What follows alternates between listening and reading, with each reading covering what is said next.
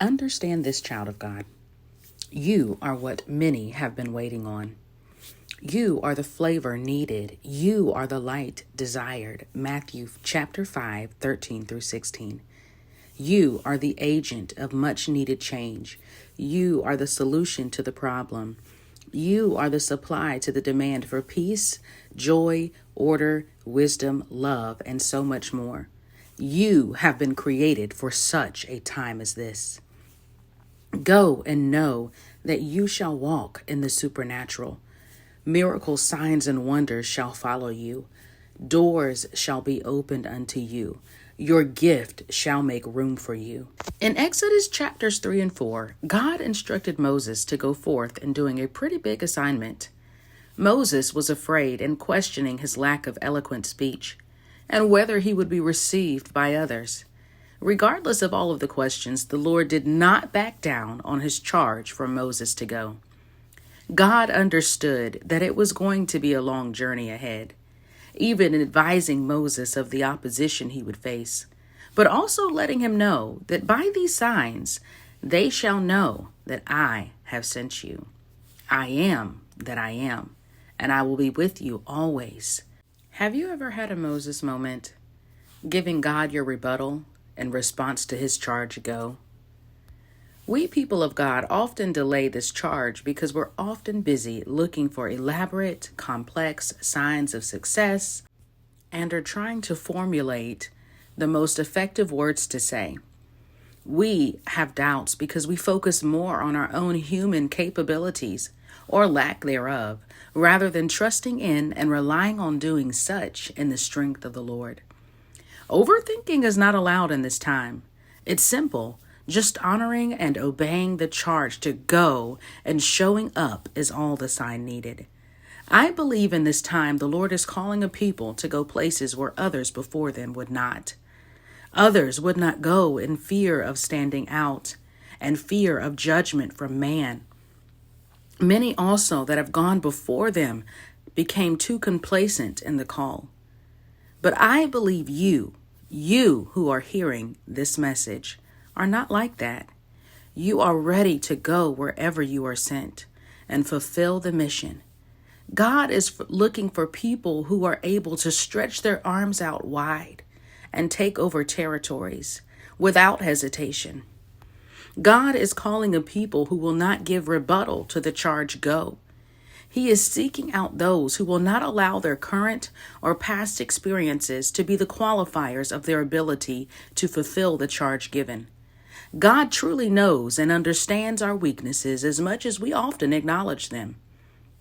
But He is desiring for us to remove focus from what we cannot do, but what we can do when we acknowledge and walk in our God-given authority as believers. Know this, when you show up, take heart that it won't take you having to give a dissertation for people to recognize that you are God sent.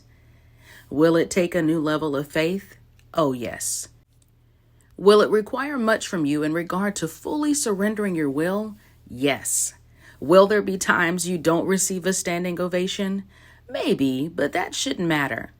Will it bring forth mockers, haters, and naysayers?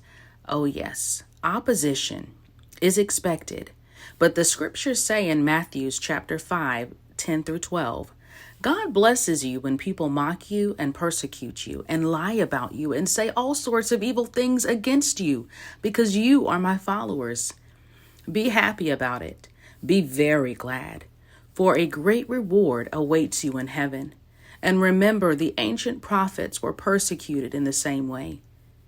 Lastly, nowhere in this message was a specified charge because I truly believe a majority of those who are listening to this message know where the Lord has been telling you to go, and even what the Lord has been calling you to start up, establish, obtain, tear down, to speak, to share.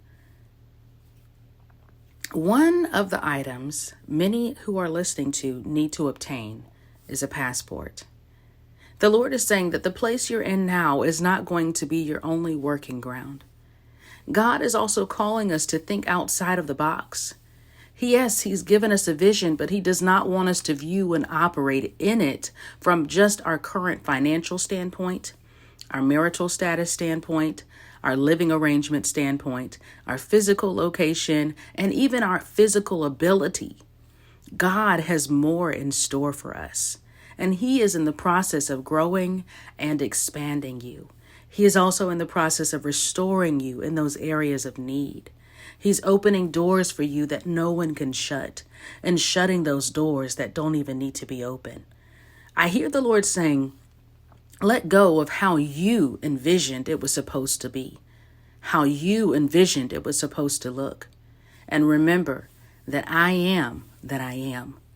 Understand and take hold of the words exceedingly and abundantly above all that you could ever ask or think. This is a message for those all over the world in all different society sectors. When you get more time, please actually look up what society and community sectors are. God is setting up His people in positions that will not expire. These positions will forever be needed, and they are so broad that there is much you can do within and many places in which you can go and do it. Once you look up these two words I'm giving you, I believe you'll have a better understanding. Different callings, but one purpose.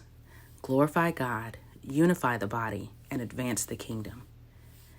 Well, that's it for now. I often get questions from people who ask, well, how do I know the Lord is calling me into this? Or from people who have fears or reservations and hesitation regarding what they feel led or what they feel the Lord is telling them to do. And so if that's you, please know that my inbox is open, and I am here to encourage and support you in whatever capacity the Lord permits. Well, thank you so much for watching. Please like, subscribe, and follow me for more. God bless you and keep you. And remember to be confident, be bold, be you. God bless.